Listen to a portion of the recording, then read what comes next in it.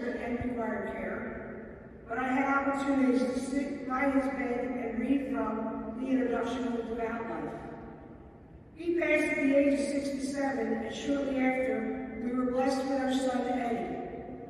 9 pounds of pure joy that was still light in any darkness. I thank God for this gift and regarded him as my final blessing. God had another plan. When I was 42 years old, my brother Diane, 47 years old, passed away from a sudden heart attack. The life of the party was taken too soon. The grief was deep for my entire family, and yet again, there was an oblate with gentleness, humility, and compassion helping us through it. I found peace in the words, God takes pleasure to see you take your little steps. And like a good father who holds his child by the hand, he will accommodate his steps to yours, and he will be content to go no faster than you. Why do you worry? 11 months later, when I was 43 years old, and surely not believing I could have a baby or would be wanting to have a baby, God gave us another son. Annie was born in June of 2008. God sure does have a sense of humor.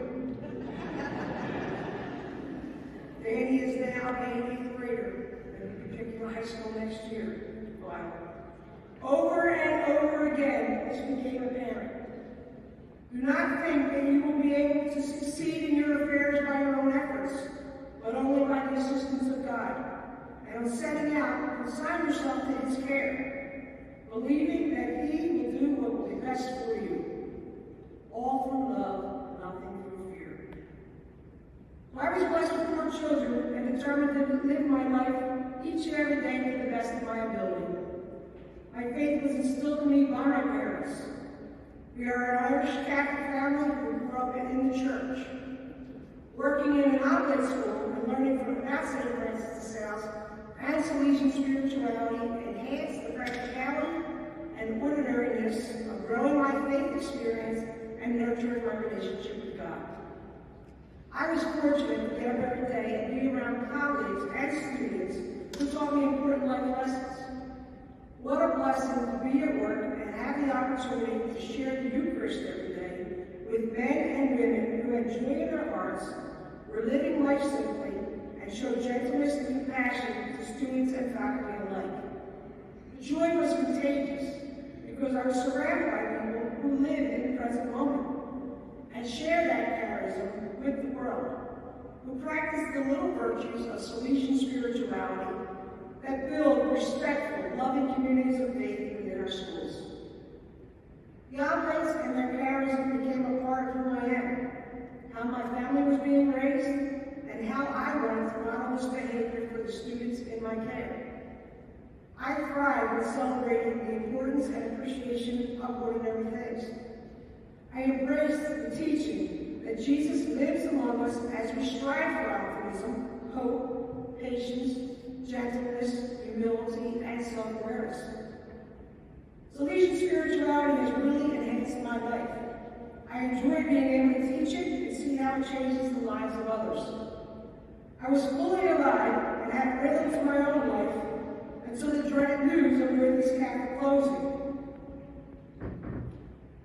The date was October 8, 2019, when a representative from the diocese arrived to make the announcement that Newark's Catholic would close at the end of the school year. The news stunned us all. It felt like life would never be the same.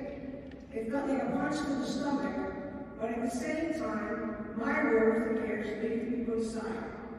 We had a school full of boys who were losing their home. The tears, anger, and fear that filled the school was palpable.